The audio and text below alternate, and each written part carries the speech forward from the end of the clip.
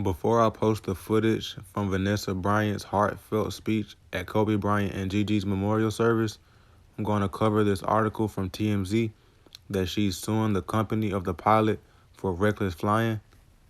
So according to TMZ, the wife of Kobe Bryant, Vanessa Bryant, files wrongful death lawsuit claiming the pilot was driving reckless. The article reads, Vanessa Bryant has just sued the company that owned the doomed helicopter that crashed, killing Kobe, Gigi, and 7 others, claiming the aircraft should have never been placed in the peril it was in before the January 26 accident. The lawsuit alleges Island Express was only allowed to fly under visual flight rules, and the conditions the day of the crash were not conducive for such flying. As we reported, the fog was extremely low and the pilot was in blinding conditions before the mishaps.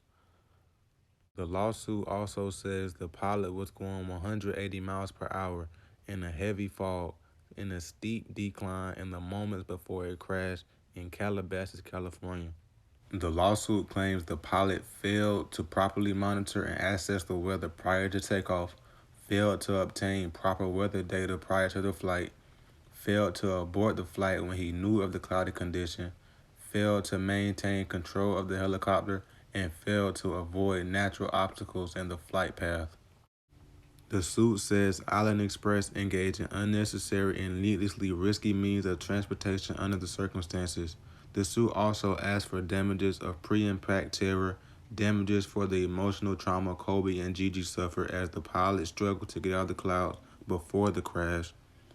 The lawsuit also says the pilot, Era George Zambayan, was disciplined in 2015 for violating the visual flight rule minimums by flying into an airspace of reduced visibility. Here's a picture of the aftermath of the crash.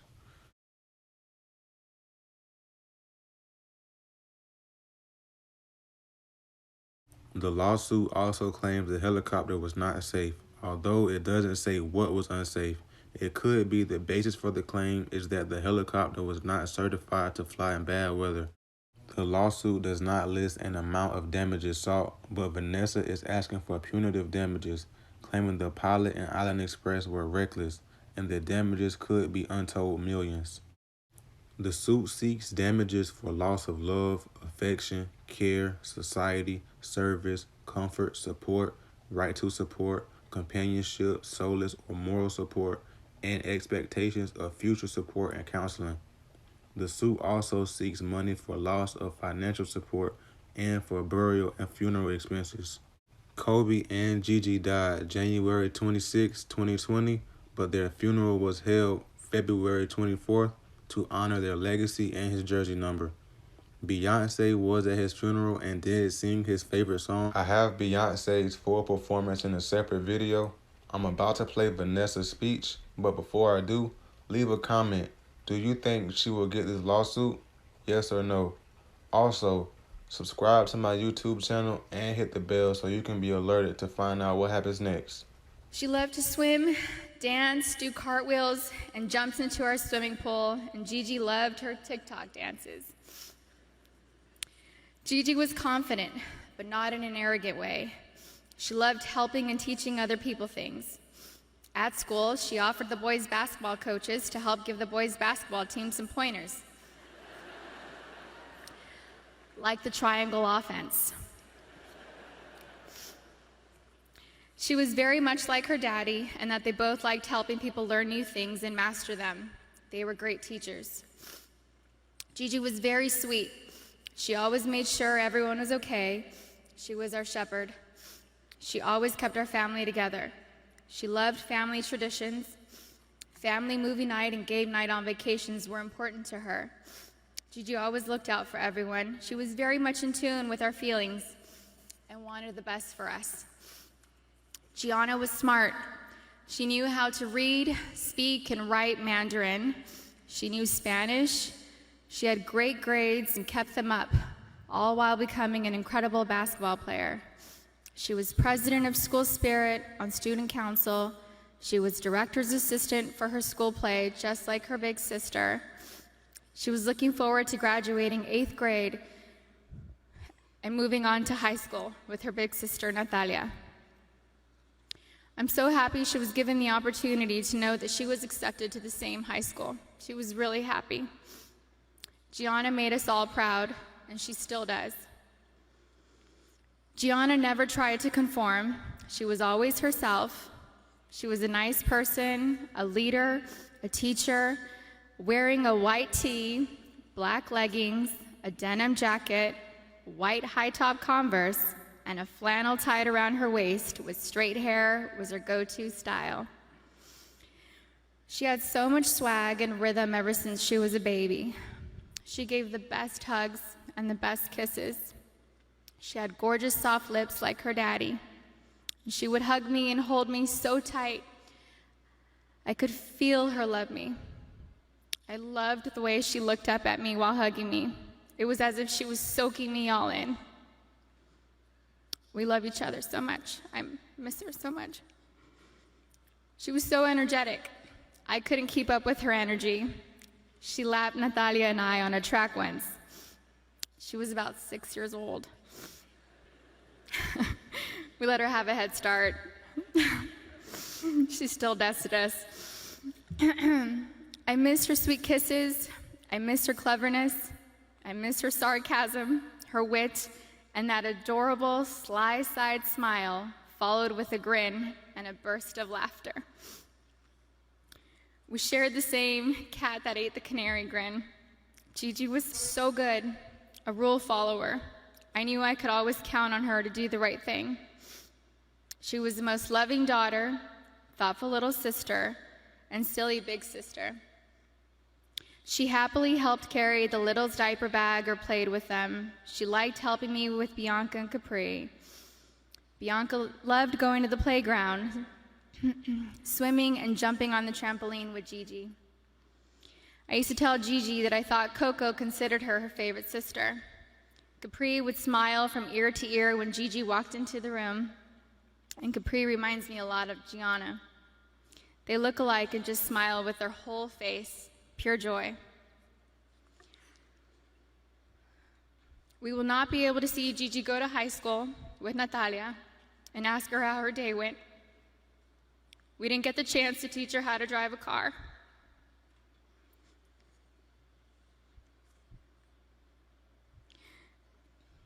I won't be able to tell her how gorgeous she looks on her wedding day.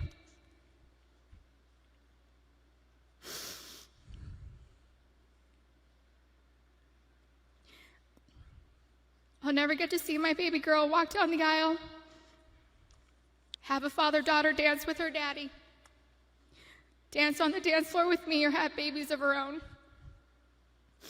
Gianna would have been an amazing mommy.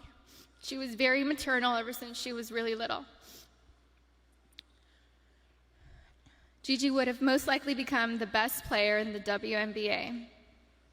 She would have made a huge difference.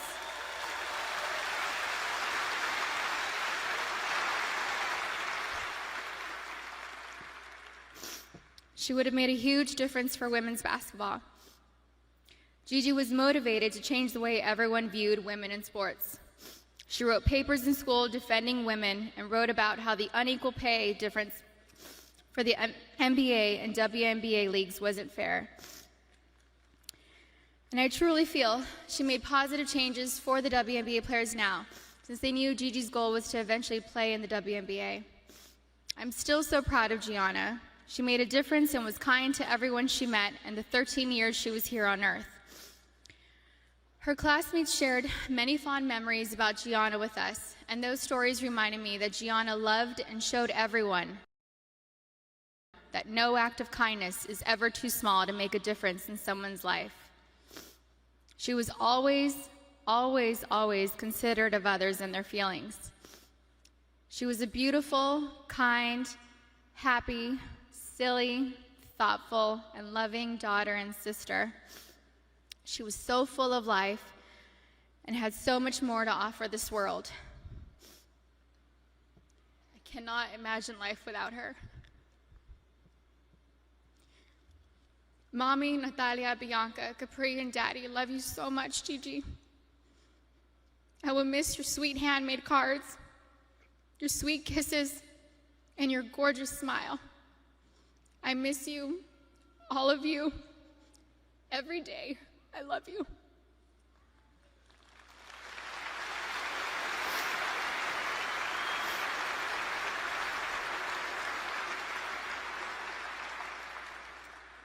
Okay. Soulmate.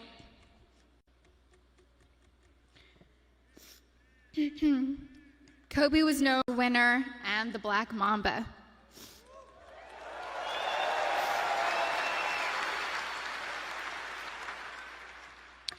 But to me, he was Kobe, my boo-boo, his queen mamba, and his Visky, Maniski, Fabuliski. I couldn't see him as a celebrity, nor just an incredible basketball player. He was my sweet husband and the beautiful father of our children. He was mine. He was my everything. Kobe and I have been together since I was 17 and a half years old. I was his first girlfriend, his first love, his wife, his best friend, his confidant, and his protector. He was the most amazing husband. Kobe loved me more than I could ever express or put into words. He was the early bird, and I was the night owl. I was fire, and he was ice, and vice versa at times. We balanced each other out. He would do anything for me. I have no idea how I deserved a man that loved and wanted me more than Kobe. He was charismatic, a gentleman. He was loving, adoring, and romantic. He was truly the romantic one in our relationship and looked forward to Valentine's Day and our anniversaries every year. He planned special anniversary trips and a special traditional gift for every year of our marriage. He even handmade my most treasured gifts. He just thought outside the box and was so thoughtful, even while working hard to be the best athlete. He gifted me the actual notebook and the blue dress Rachel McAdams wore in the Notebook movie. When I asked him why he chose the blue dress, he said it was because it's a scene when Allie comes back to Noah. We had hoped to grow old together like the movie. We really had an amazing love story.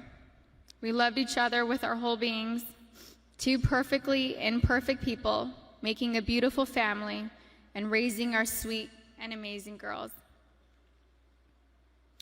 A couple weeks before they passed, Kobe sent me a sweet text and mentioned how he wanted to spend time together. Just the two of us, without our kids, because I'm his best friend first. We never got the chance to do it. We were busy taking care of our girls and just doing our regular, everyday responsibilities. But I'm thankful I have that recent text. It means so much to me. Kobe wanted us to renew our vows. He wanted Natalia to take over his company, and he wanted to travel the world together. We had always talked about how we'd be the fun grandparents to our daughter's children. He would have been the coolest grandpa. Kobe was the MVP of Girl Dads, or MVD. He never left the toilet seat up. He always told the girls how beautiful and smart they are. He taught them how to be brave and how to keep pushing forward when things get tough. And when Kobe retired from the NBA, he took over dropping off and picking up our girls from school since I was at home pregnant with Bianca and just recently home nursing Capri. When Kobe was still playing, I used to show up an hour early to be the first in line to pick up Natalia and Gianna from school, and I told him he couldn't drop the ball once he took over. He was late one time, and we most definitely let him know that I was never late. So he showed up 1 hour and 20 minutes early after that. He always knew there was room for improvement and wanted to do better. He happily did carpool and enjoyed spending time in the car with our girls. He was a doting father, a father that was hands-on and present. He helped me bathe Bianca and Capri almost every night. He would sing them silly songs in the shower and continue making them laugh and smile as he lathered them in lotion and got them ready for bed. He had magic arms and could put Capri to sleep in only a few minutes. He said he had it down to a science, 8 times up and down our hallway. He loved taking Bianca to Fashion Island and watch her play in the koi pond area, and loved taking her to the park. Their most recent visit to the koi pond was the evening before he and Gigi passed. He shared a love of movies and the breakdown of films with Natalia. He enjoyed renting out theaters and taking Natalia to watch the newest Star Wars movie or Harry Potter films. Typical tearjerkers, too. He liked watching Stepmom, Steel Magnolias, and Little Women. He had a tender heart. Kobe somehow knew where I was at all times, specifically when I was late to his games. He would worry about me if I wasn't in my seat at the start of each game and would ask security where I was at the first timeout of the first quarter. And my smart ass would tell him that he wasn't going to drop 81 points within the first 10 minutes of the game.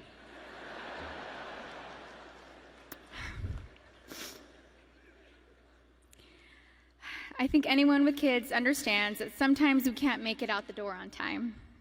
And eventually he was used to my tardiness and balled out. The fact that he could play on an intense professional level and still be concerned by making sure we made it to the game safely was just another example of how family came first to him.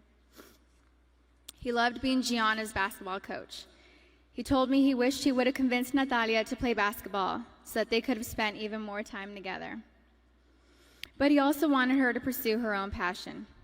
He watched Natalia play in a volleyball tournament on her birthday, on January 19th, and he noticed how she's a very intelligent player. He was convinced she would have made a great point guard with her vision of the court. And he told me that he wanted Bianca and Capri to take up basketball when they get older so he could spend just as much time with them as he did with Gigi. And Kobe always told Bianca and Capri that they were going to grow up and play basketball and mix their ass up. Now they won't have their daddy and sister here to teach them, and that is truly a loss I do not understand. But I'm so thankful Kobe heard Coco say, "Dada." He isn't going to be here to drop Bianca and Capri off at pre-K or kindergarten. He isn't going to be here to tell me to get a grip V when we have to leave the kindergarten classroom, or show up to our daughter's doctor's visits for my own moral support. He isn't going to be able to walk our girls down the aisle or spin me around on the dance floor while singing PYT to me. But I want my daughters to know and remember the amazing person, husband, and father he was. The kind of man that wanted to teach the future generations to be better and keep them from making his own mistakes. He always liked working and doing projects to improve kids' lives. He taught us all valuable lessons about life and sports through his NBA career, his books, his show Detail, and his Punies podcast series. And we're so thankful he left those lessons and stories behind for us. He was thoughtful and wrote the best love letters and cards, and Gigi had his wonderful ability to express her feelings into paper and make you feel her love through her words. She was thoughtful like him. They were so easy to love. Everyone naturally gravitated towards them. They were funny, happy, silly, and they loved life. They were so full of joy and adventure.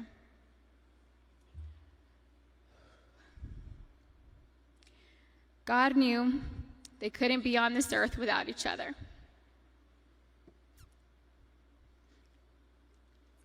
He had to bring them home to heaven together. Babe, you take care of our Gigi. And I got Nani, Bibi, and Coco. We're still the best team. We love and miss you, Boo Boo and Gigi. May you both rest in peace and have fun in heaven until we meet again one day. We love you both and miss you forever and always. Mommy.